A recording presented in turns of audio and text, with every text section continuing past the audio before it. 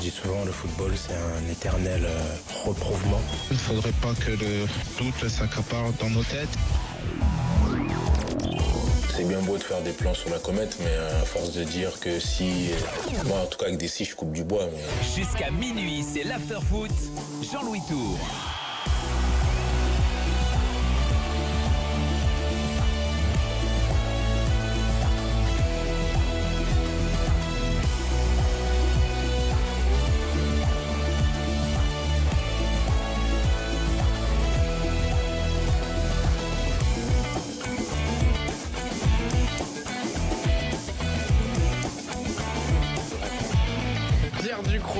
Avec nous, Daniel Riolo également dans l'after. Vous êtes là au 32-16, bien sûr sur le hashtag RMC Live. Je salue d'ailleurs ce tweet de Unga Unga. Il nous dit: je suis rioliste. Déjà c'est important quand même de rappeler qu'il y a ce courant là d'être rioliste. Il nous dit: je suis rioliste donc je n'aime pas le changement. Bon, visiblement il y a un lien entre les deux, hein. Mais Pierre Ducrot est une excellente recrue, j'adore. Voilà. Bouscule le rioliste. Comme quoi on peut être ouvert au changement parfois et accepter l'évolution des choses. Merci beaucoup. Merci beaucoup. Qu'est-ce qu'il y a? C'est bien, ça va bien.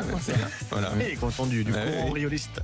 Exactement. Allez, au fil à l'étranger, comme tous les lundis, on retrouve nos drôles de dames. Simone Rovera est avec nous. Salut Simone. Ciao, buonasera, bonsoir. Fred Hermel en Espagne. Salut Fred. Vous pouvez vous en sortir, vous les riolistes. Il y a des groupes de parole pour ça. Je connais des gens qui ont réussi à s'en sortir. Mais soyez forts. Il y a des hermélistes, hein, tu sais. Hola chicos. Mais moi aussi je suis un petit peu rioliste. Et ce soir je crois que je vais l'être un petit peu dans mon avis tranché. Ah écoute, on va voir. Tu anticipes déjà l'avis de Daniel, hein? Oui, parce que Daniel c'est un démocrate et un patriote, donc... Philippe Auclair est avec nous. Salut Philippe. Salut Jean-Louis, salut à tous et salut à toutes. Et David Lortos, salut David, en Allemagne, il arrivera dans une seconde. Un problème de connexion. Un problème d'avion pour David. Ah bon? Oui, écoute, bon, et il arrive. L'avion, c'est compliqué quand même. Non mais ça va, l'avion atterrit, mais il faut qu'il y ait le temps qu'il arrive chez lui. Voilà, il va s'isoler dans les toilettes de l'aéroport. Parce que même s'il y a une limousine qui l'attend au bord du jet privé, il faut quand même qu'il rentre à la maison, quoi. Oui, c'est ça.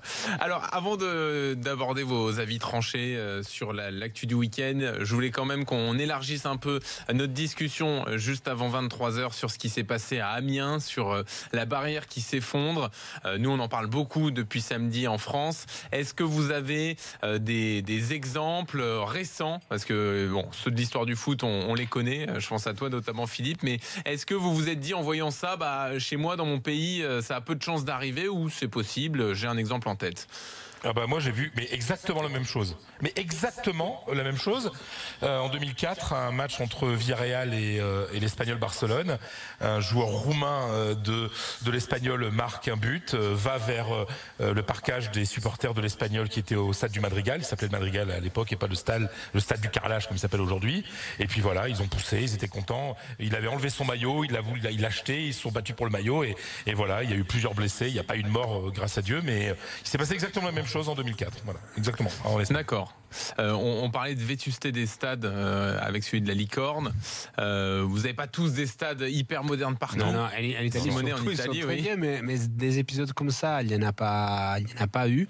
J'ai cherché un peu aujourd'hui pour aller dans l'histoire, mais je suis allé jusqu'à 1957 pour retrouver un exemple. On dit non, Simone. Simple non, mais pour te dire, dans les stades italiens, il se passe n'importe quoi. Il y a des bagarres entre supporters dans les stades, dehors du stade, mais les barrières heureusement, les barrières sont costaudes, surtout parfois les secteurs visiteurs. Il y a des grands vitrés qui divisent les supporters et les terrains, donc c'est un peu notre structure. Il n'y a pas seulement des barrières comme ça, c'est un peu plus solide et je pense l'architecture c'est plus sécurisé. Oui, voilà. Donc heureusement en Italie, on a eu beaucoup des épisodes tristes, mais pas ça. Et Philippe Auclair n'a rien à dire parce qu'on sait tout déjà. Oui, écoute, mais tu nous disais quand même, Philippe, il y a des choses à dire. Si tu veux, c'est 15 avril 1989 qui a fait, c'est la prise de conscience du football anglais, qui tardait d'ailleurs parce qu'il y avait eu d'autres incidents auparavant. D'ailleurs, dans le même stade de Hillsborough, lors d'un match de Tottenham, je me souviens en demi-finale de Cup également, où on avait craint le pire. Heureusement, le pire ne s'était pas passé. Et puis le 15 avril 1989, vous le savez tous, 96 victimes dans la tribune des supporters de Liverpool.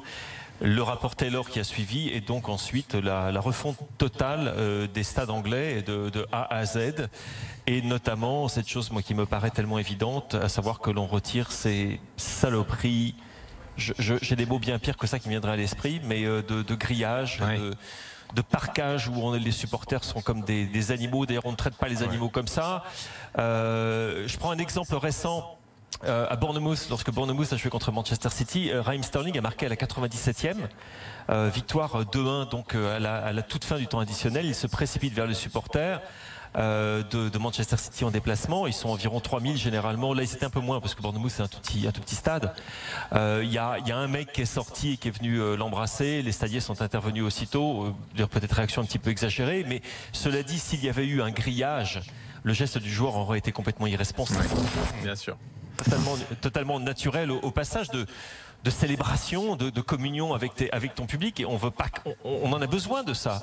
Et en Angleterre, ça fait quand même, je sais pas, ça fait quand même, j'ai du mal à dire, ça fait 25 ans, un quart de siècle qu'on a réglé ce problème.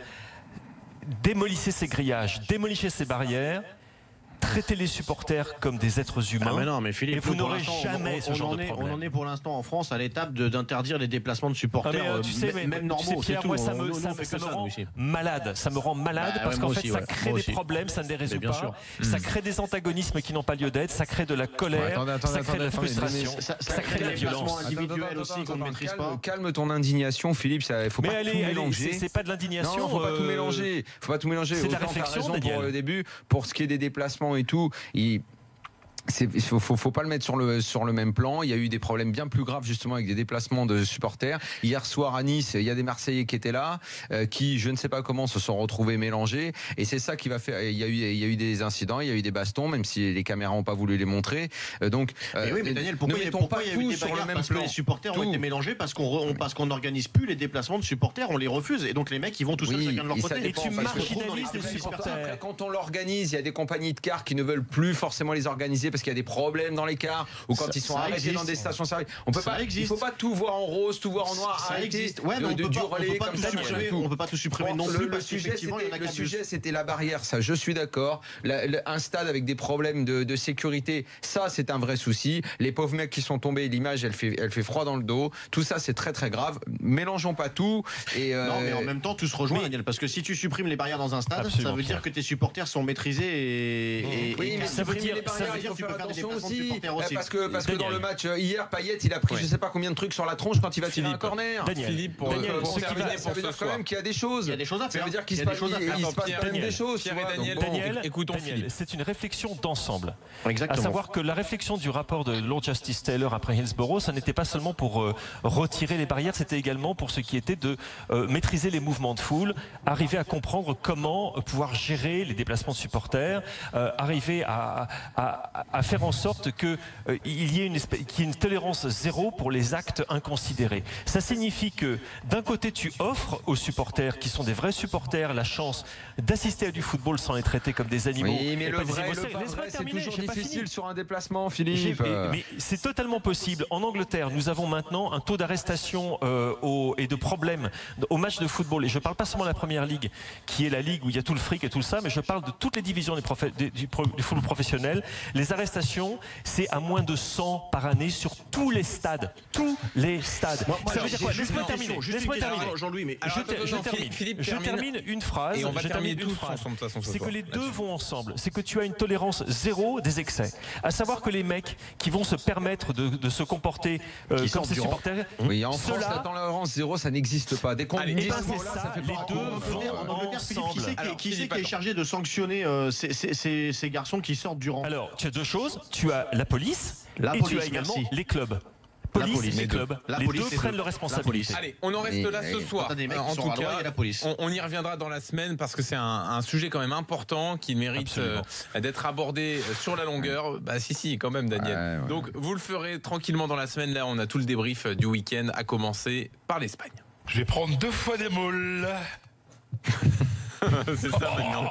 Pour introduire la vie avec Daniel pour expliquer aux gens les gens Daniel m'offrait un repas si le Real gagnait à Dortmund, et ce qui était le cas d'ailleurs. Je vais prendre 2 fois des moules. Mieux que des moules frites quand même. Non, mais c'est à cause de la fameuse phrase de Desproges, bien entendu. Bah oui, bien sûr. Fred, tu veux revenir sur ce qui s'est passé à Barcelone, évidemment, hier. Je peux simplement, parce qu'il y a dire simplement en 2 secondes un petit communiqué pour replacer un petit peu les choses dans le contexte, parce que j'ai entendu beaucoup de conneries. J'ai vu beaucoup de conneries, j'ai lu beaucoup de conneries sur ce qui s'est passé hier. Donc je voudrais simplement, Reporters sans frontières qui a publié un rapport qui demande le respect pour la presse en Catalogne, puisqu'il parle du climat oppressant qui entoure l'exercice du journalisme devenu irrespirable dans la région. Le rapport évoque les pressions répétées du gouvernement catalan indépendantiste envers la presse étrangère et locale, le harcèlement des hooligans du mouvement indépendantiste sur les réseaux sociaux contre les journalistes critiques, les tentatives d'intimidation des foules de manifestants contre les reporters de télévision, et dénonce l'atmosphère toxique qui règne autour de la liberté de la presse. C'est important de dire aussi parce que c'est Reporters sans frontières qui dit ça. Reporters sans frontières qui dit ça. Oui, tu fais bien de le dire parce que quand on entend certains médias en France, on a l'impression que. Moi, j'en pleure. Oui, la couverture est un peu médiatique, est un peu étonnante. Oui, c'est vrai. Voilà, donc simplement donc ça. Tu fais bien au moins de te référer à eux, ça va. Oui, ça va, on peut c'est bon. C'est bien. Je sais comment ça se passe. Je l'ai vécu moi-même sur les réseaux sociaux ce week-end. Donc simplement, la grosse question aujourd'hui, on est en plein dans l'actu, et c'est de se dire que, voilà, mon avis est très clair. Après les derniers événements et surtout le tweet que Gérard Piqué a fait jeudi, Gérard Piqué doit absolument quitter la sélection espagnole. Il ne peut plus porter le maillot d'un pays qu'il déteste, d'un pays qu'il rejette, et il a passé le Rubicon. Parce que à partir du moment où il se dit plus espagnol, il n'y a pas de raison. Voilà, mais surtout il l'a écrit. Et il va avoir le courage de le sortir. Alors attends, mais laisse-moi, je vais expliquer. Oui, vas-y, finis, Daniel. Non, Fred. Finis, Fred, pardon. Je dis. Gérard Piqué publie un tweet en disant allons nous manifester par le vote en tout pacifisme, ne leur donnons pas d'excuses. Et c'est le mot leur qui pour moi et le Rubicon, à qui? À eux, aux Espagnols. C'est-à-dire qu'il se met en dehors du peuple espagnol. Bien sûr. Puisqu'il traite, il dit ceux-là, eux, leur. Ne leur donnons pas d'excuses. Donc là, il se présente comme quelqu'un qui n'est plus espagnol. Il ne faut pas oublier que c'est quelqu'un qui avait dit il y a quelques semaines quand même, pour le moment, mon passeport est espagnol. Voilà, donc... et après, j'essaie de rentrer dans la logique de Gérard Piqué. Lui, Gérard Piqué considère que l'Espagne, c'est une équipe. C'est une équipe dans laquelle il joue, il gagne, il est champion d'Europe, champion du monde, etc. Oui. Il a des contrats, il a des primes. C'est une équipe. Mais il ne comprend pas que pour les Espagnols, la section espagnole, c'est pas une équipe. Ce sont les représentants d'une nation. Et c'est une nation dont lui veut se séparer. Hier, alors qu'il y avait le match quelques heures après, il est allé voter dans un référendum illégal, il s'est mis en avant, etc. Moi, je comprends tout à fait et je respecte tout à fait le fait que Piqué se sente catalan et ne se sente pas espagnol. Je le respecte, mais à 1000%. Mais il porte pas le maillot, il y a le blason de l'Espagne. C'est simplement. Mais il faut être conséquent. Il y avait un joueur catalan du Barça, ouvertement séparatiste, qui s'appelait Olega Fressas. Il avait été convoqué à une journée d'amitié, d'intégration par Luis Aragonès à la sélection espagnole. Il est arrivé à Las Rosas, au centre de Clairefontaine espagnol. Il a dit coach, moi je me sens pas espagnol, je me sens catalan. Il dit tu repars chez toi. Il n'a plus jamais été appelé. Et voilà. Piqué devrait être conséquent avec lui-même. Son tweet. Oui, après, le problème, c'est le sélectionneur et les autres joueurs. Qu'est-ce qui va se passer? Est-ce qu'il y en a d'autres dans son cas dans la sélection? Est-ce qu'il y a d'autres Catalans? Il y a d'autres Catalans, bien sûr. Mais pas séparatistes comme Piqué. C'est ce que je demande. Voilà. Moi, j'ai une question juste. En tout cas, pas ouvertement séparatistes, ils n'ont jamais rien dit. Après, les gens ont le droit de pas dire le. Mais Xavier n'a pas donné un avis un peu. Non, c'était moins tranché que ça. Mais attendez, moi j'ai une question, Fred. En sélection, donc il s'en fout. Est-ce que ce qui s'est passé ce week-end change quelque chose? Parce que ça fait longtemps quand même que Piqué a ses convictions politiques et ça fait longtemps qu'il porte le maillot de la Roja. Mais là, il va plus loin. Là, il va. Mais déjà, de toute façon, moi, j'ai jamais trouvé ça normal. À partir du moment où le mec est à ce point anti-Espagne, il se dit même pas espagnol. Qu'est-ce qu'il faut avec ce maillot sur le dos? Mais ça, je le disais. Il a un passeport espagnol. Je le dis depuis longtemps. Il n'a pas à porter ce maillot et là, il le fait parce qu'il veut être dans l'équipe, parce qu'il veut jouer à la Coupe du Monde, parce que c'est ses intérêts en tant que sportif. Exactement. Mais si en tant qu'individu, cette dualité en lui, pas la dimension sportif homme, sportif individu, elle me gêne au bout d'un moment.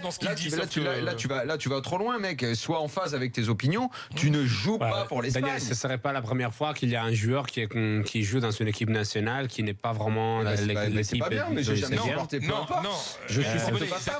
Après, ça, c'est une histoire un peu différente. Mais non, mais Simonet, d'abord, Simonet, il y a très peu de cas avec des vrais indépendantistes qui rejettent le pays et qui disent l'Espagne, c'est pas moi. Si l'Espagne, c'est pas toi, tu ne portes pas le maillot. Et après, pour ce que tu dis, mais n'importe quel mec qui va jouer pour une sélection par convenance et pas parce qu'il sait qu'il va défendre un pays, il a rien à foutre dans la sélection. Peu importe quelle est la sélection. Il y a une autre dimension que celle de la dimension sportive. Et là, en plus, il y a une dimension politique, donc ça ajoute. Et c'est d'autant plus. Pour répondre à ta question, Jean-Louis, c'est beaucoup plus grave aujourd'hui. Parce que ce qui s'est passé hier, c'est terrible. C'est terrible parce que, voilà, et les États de droit perdent toujours la guerre des images. C'est pareil dans tous les pays. Voilà, l'Espagne est un État de droit. Il y a la justice qui s'est prononcée. Tous les tribunaux, dont le tribunal supérieur catalan, en déclarant ce référendum illégal. Voilà, il a participé à quelque chose d'illégal et il s'en vante. Il a fait des photos, il s'est fait ça. Après, il a pleuré avec des larmes derrière après le match en disant non. Mais voilà, mais moi je le respecte tout à fait. Mais vraiment, mais j'ai zéro problème. Il s'est fait siffler aujourd'hui, d'ailleurs, à l'entraînement. Et ça, moi je condamne aussi. Tout le monde déteste ça. Il était à l'entraînement ouvert au public ce soir de la sélection espagnole. Bon, les gens.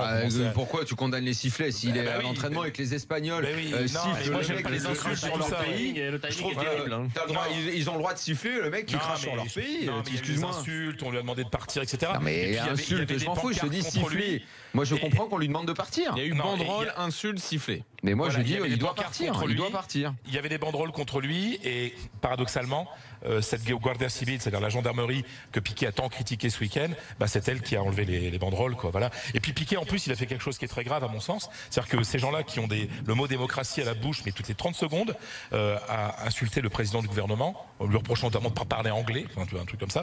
Le président du gouvernement, il était élu par le peuple espagnol, quoi. Voilà. Donc la démocratie, il faut la respecter. Précisons quand même une chose. Classe, comme un seigneur, je quitte la sélection et je dis. Je m'en vais car je ne me sens pas espagnol. Mais tous les succès du foot espagnol récent en sélection, vous les devez à la Catalogne. Waouh, là c'est le bordel. Je précise quand même quelque chose. Le succès de la sélection d'Espagne, c'est vous ne devez pas la Catalogne, vous devez au Barça. Le grand séparatisme. Je précise juste quand même parce qu'on a dit, enfin je l'ai dit que Piqué était séparatiste. Non, il s'est juste prononcé pour que le référendum ait lieu, mais pas pour l'indépendance. Même si on excuse-moi, quand tu dis pour l'instant mon passeport, je suis espagnol parce que j'ai un passeport espagnol, donc je peux jouer avec la sélection espagnole. Excusez-moi, enfin voilà, non mais il faut arrêter. Il veut une Catalogne libre, il voudrait s'il y a une sélection de Catalogne, il va jouer en Catalogne. Et attendez, mais après, il y a l'hypocrisie d'un Xavi qui parle alors qu'il est plus en sélection espagnole. Et le pire, c'est Guardiola, qui a porté une 50aine de fois le maillot espagnol, qui a pris les primes, qui a jamais ouvert sa bouche, et qui là, demande même au Barça, ne comprend pas que le Barça n'est pas risqué de perdre 6 points, et que le Barça ait accepté de jouer dans son stade hier.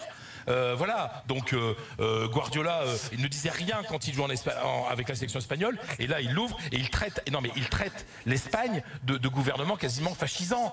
Il parle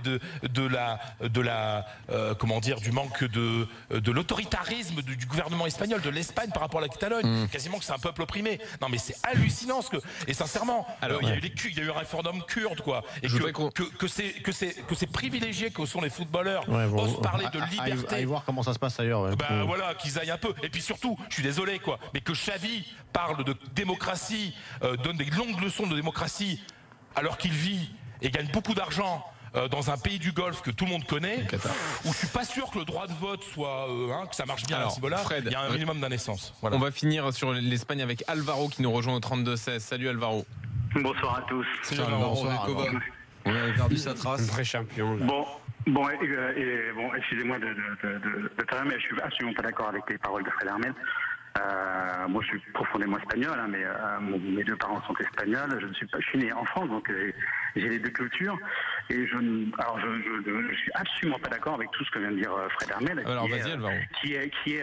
On simplifie les schémas, la difficulté, la richesse et la difficulté d'exister de ce qu'est l'Espagne, parce que l'Espagne, elle est multiple, elle n'est pas unique, elle est pluriculturelle. Donc, pour moi, alors, le premier point, c'est que Piqué il y a beaucoup plus de différence entre un Lillois et un Marseillais. Attends, Fred, Madrid. Donc, s'il te plaît. Laissons Alvaro, vas-y. Donc Piqué, pour moi, tant qu'il est sélectionnable, il doit venir en sélection. Effectivement, s'il ne veut plus venir, c'est de son propre chef, il doit le décider.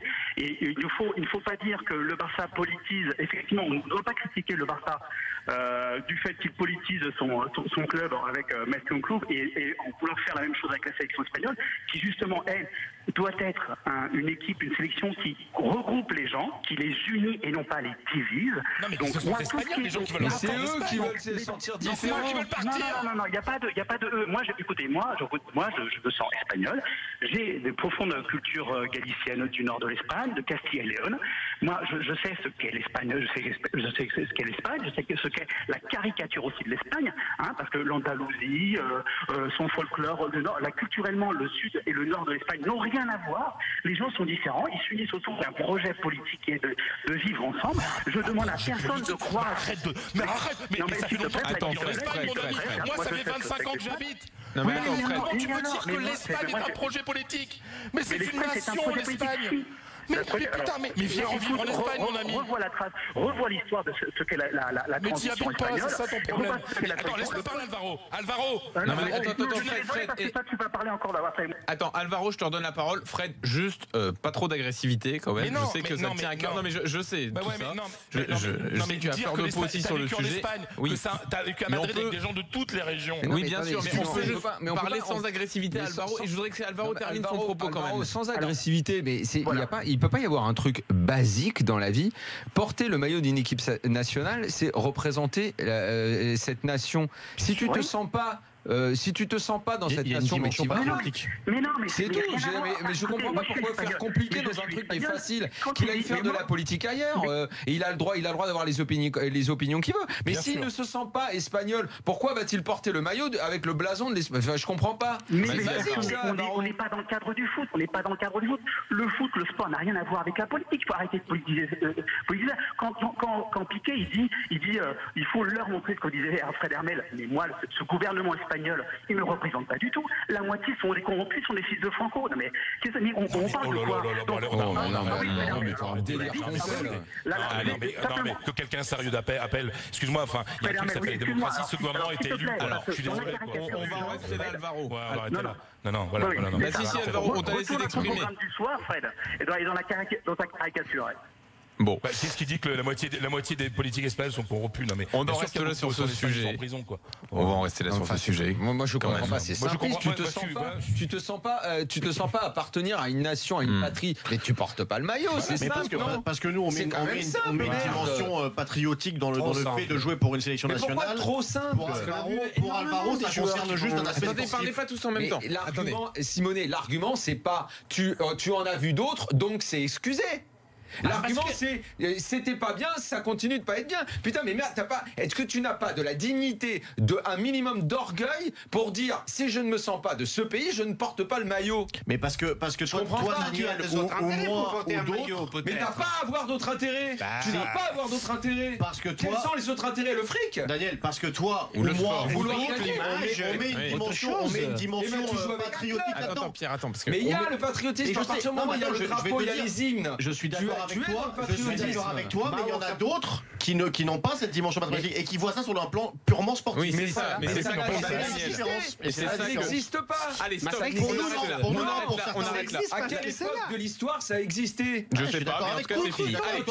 On arrête là. C'est politique. Quand tu fais la Coupe du Monde, c'est politique. Quand tu portes le maillot d'une équipe nationale que tu représentes, il y a une dimension patriotique et donc politique. Et simplement. Ah non, il n'y a plus simplement là, parce que là on arrive au bout et c'est un peu compliqué. Ça va aller vite. Allez, non mais simplement, il faut pas laisser dire n'importe quoi que l'Espagne. Moi, ça fait 25 ans que j'habite dans ce putain de pays, quoi. Dire que l'Espagne c'est un truc politique, mais non, mais ils sont espagnols. Les gens sont espagnols en Espagne, bordel.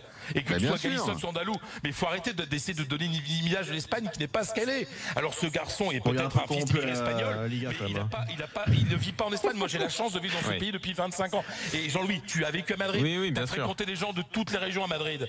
Non, mais bien sûr. Ils se ressemblent tous. Oui, c'est vrai. Mais enfin, c'est comme en France. Ils se ressemblent avec leur particularité régionale. Oui. Mais oui, bon, et leur particularité régionale, ça ne donne pas forcément le droit à une indépendance. Et si tu arrives à avoir cette indépendance je voulais pas pour qu'on un lance ça, motif Daniel. politique, pour guerre ou je ne sais pense qu'on quoi, a fait le tour. au final, le mec ne va pas porter le maillot d'un pays qui n'est pas le sien. Oui, on a Putain, mais compris, merde, Daniel. quoi, c'est Allez, basique ça. On arrête là sur l'Espagne. En même temps, il fallait quand même aborder ce sujet comme il faut. Moi, je le ferais même pas. Je comprends non, ça pas. me semble logique, mais ta logique ou ma logique n'est pas la même pour certains. Mais je comprends pas qu'on soit pas d'accord Mais avec ça. si tu comprends pas, on arrête. Voilà. Ça suffit maintenant, Daniel. C'est bon. Voilà. Mais ça fait 15 fois qu'il nous dit je comprends pas, c'est simple. Allez, tu te regardes dans une on arrête là. Philippe Auclair dans un instant. Simon Hérovera, David Lorto, à tout de suite.